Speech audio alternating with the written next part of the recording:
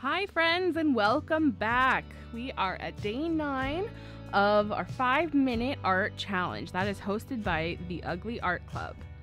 I'm going to start off here with one of my Boulder black pens. It's a food ball pen, and it is supposed to be waterproof once dry. And I'm just randomly scribbling here, wanting to get some of that just in the background. I'm not planning on showcasing this text at all, but I think it makes just a fun layer to put down in the background. It was very loose and broad with my pen strokes. This color is Raw Umber by Golden Acrylics, and it is a heavy body paint. My paintbrush is a little bit wet. I want it to spread just a little bit more easily than it normally would, since it's a heavy body. Randomly putting that color down on the page, and I am going to go in a little bit with my finger and try to grunge some of that up. I'm covering up some of that text a little bit more maybe than I originally intended, but that's okay. I really did want it just to fade into the background. It was never meant to be a focal point. I'm a big fan of this color. It definitely has more of that brown tint to it, but for me it falls in line with the other neutral colors that I use. So it's a good alternative, I think, than going to the gray tones. It's more of that softer approach. This is my Liquitex white gesso, and going to make some marks here with my fingers. I've been really into mark making with my fingerprints lately, and I use that cap just as sort of a paint palette, so I dip right into that cap. This particular gesso did not originally come in this container. It was a container from something else, and I just filled it with gesso. I like to have the squeeze bottle kind and the kind that has a screw cap on it. It just depends how I use it with how I want the container to be. I really like the way that that gesso kind of mixed with the raw umber. Going to bring some of that text back into the forefront. Again, these are just random scribbles.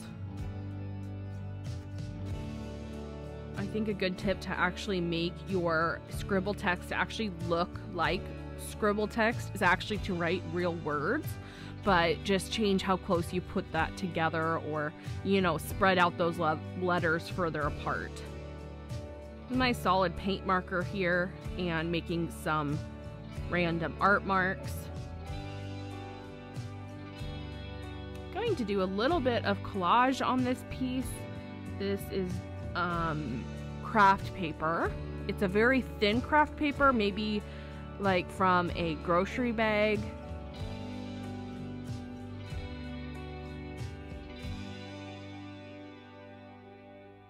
Or it might have been packing paper. So definitely a more thin weight.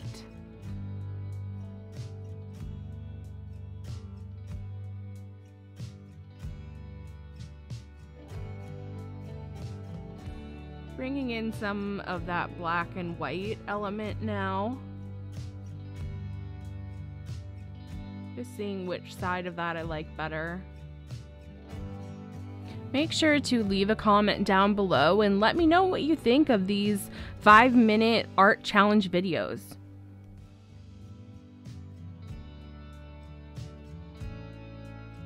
I don't always repeat on the other side what I do on the first side, but I think it's a nice starting point to go off of, that not to do the exact same thing, but maybe something similar, and then your page can look more cohesive overall. I definitely like an element of asymmetry, but when you get stuck, it's kind of nice to just do something similar on the one side that you did before. This is my Posca fine pen and making some little X's, wanting to brighten up some of that dark raw umber color.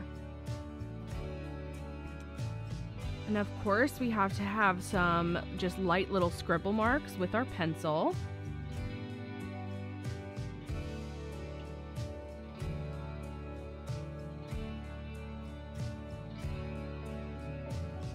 I like to hold that pencil closer to the far end, and that helps me to be more loose and random with my marks. I'm going to bring just a little bit of black into this piece. And almost doing a shadow effect with those white marks that I had done before. All of my supplies should be listed in the description below. If you have any questions, those links take you directly to Amazon.